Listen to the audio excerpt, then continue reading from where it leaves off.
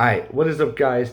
Loser Manic here, and today I'm going to be telling you guys about some perks that you should have for survival mode of Fallout 4. Now, I'll make this as quick as possible because I need to, get to work. I have a job and I need to get to it. Even though I take a bus there. But still, I figured I'd sit down and take the time to tell you guys about some perks to have in Fallout 4 Survival. Also, I do have, my family thinks I may have bronchitis, so if I cough every now and then, just know that's why. Okay, now, these are perks. Now, these perks I'm going to talk about, you don't necessarily have to have, but it's something to, keep in mind that if it is available to have, you should definitely consider having it. And we go down each branch, talk about some of the ones that I think you should have. Each branch has at least one you should consider, and that's at least.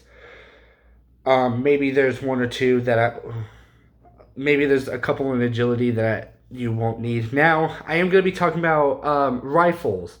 So if you're a melee and an unarmed character or a big guns character, this one may not necessarily be for you, but I will talk about it anyways. Also, some of these perks may also be useful to have anyways if you are within that respective playstyle. So first, the first one in the skill or in the strength tree is strong back. Now in survival mode, your weight limit is very shorter than usual. Given the fact that ammunition weighs or has weight now, something like strong back can really help out your character in the long run. Now, this is one of those perks where, if you know how to manage without it, you definitely don't have to have it. But if you are one of those people that are starting off on survival mode, this is something I highly recommend that you have just so that way, it's not fully ruined, but it is something that you can have, and get used to. Next in the perception is either Rifleman, or if you can manage it, Lockpick. Rifleman, obviously, this is for rifle characters. You need something to defend yourself against the environment, and what better way to do that with Rifleman if you are a Rifleman person. Pretty straightforward. Lockpick is one of those that you can manage without, but if you need ammunition, it is also something that you could have to get into places easier to see if they have either good ammunition or whatever. Maybe you need some junk for your weapons. Whatever the case may be, something like that is really useful to have, but you do not have to have it. Also, if you see my fingers every now and then, I did just get out the shower, so they're very wrinkly. Next, we move on to Endurance. Now, Chem Resistant is the most important one to have because you deal less damage, but you take more damage. Some chems like Medics and Psycho can really help you out, or buff out if you are exceeding your weight limit. Can be used as a temporary solution to get from point A to B. There's something to consider. Next is the Charisma tree with Lone Wanderer and Attack Dog. Now put a big star next to, or I guess asterisk right next to Attack Dog, because only if you plan on using dog meat as your endgame character, and if you want him to be a bit more useful, Attack Dog is something really anyone should consider having, because makes dog meat a lot more useful.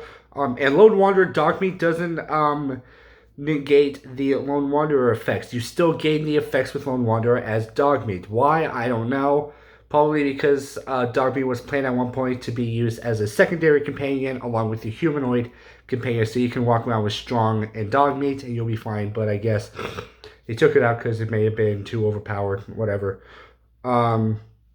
And yeah, Lone Wanderer can also help with weight, with your carry limit. This is what I meant to say, your carry limit, the amount of damage you take, as well as the amount of damage you deal. Something like that is pretty useful to have. And yeah, so next is Intelligence with either Gun Nuts and Chemist.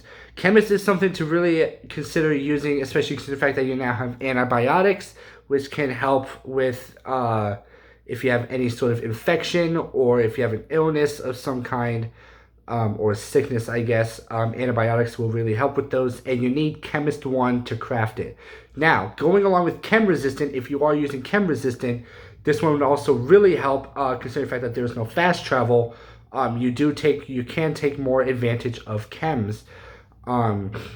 If you do have the Brotherhood, if you do have access to a vertibird, which you can get from either the Brotherhood, the Railroad, or the Minutemen, if you side with the Railroad or Minutemen and blow up the Brotherhood of Steel, you do get those. Just do keep in mind that if you do blow up the Brotherhood of Steel, the Minutemen offer more vertibird grenades, even though you can always buy more. Just do keep that in mind. That's the situation. And gun nut, pretty self-explanatory. You can modify your gun however you want. Yeah, agility is more tailored to how you plan on playing a character. But if you are a gun character, I guess commando could help if you're an automatic gun character. Or snake if you want that. But overall, I think agility is more tailored to. It's more not defensive. Well, I guess it's more offensive than defensive. Talking about defensive stuff here, or kind of stuff to help you out. And yeah, so lastly, we have luck with Fortune Finder and Asterisk Nest to Bloody Mess. Now, some guys may wonder why is Scrounger not on here, and I'm going to tell you why. Like I mentioned before, ammo has weight. You definitely don't want... you definitely don't want to pick up a lot of... Sorry, I'm spitting. I'm trying to speed this up. You definitely do not want a lot of ammunition to go onto your person. So the best way to counteract that is use Fortune Finder.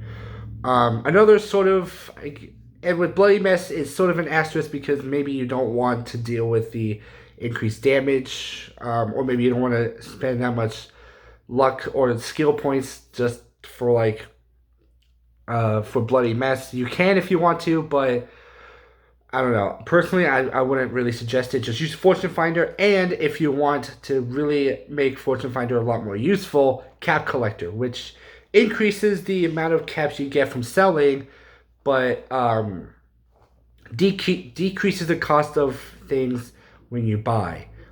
Sorry if you saw that. I didn't dry my hair well enough. And yeah, so that's about as much as I can do within a short time frame without being late.